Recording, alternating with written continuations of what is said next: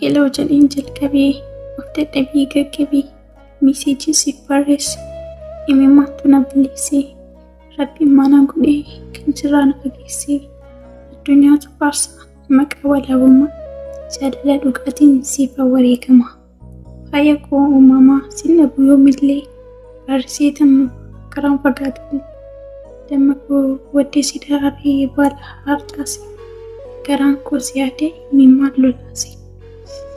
Bishaan gama sanaa gamna ceesisuu osoo si naasayin danda'ee hin ciisu.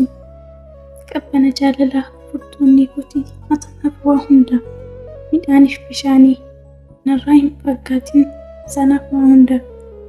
Yeroon ciisus illee sagalee kee daawitii jireenyaa anaaf jaaladha namni naaf keessa.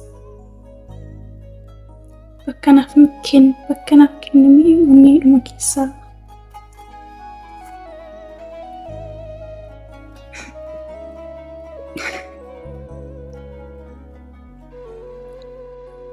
Walaloo kana kan dhiyeesse Asadiidhaa fi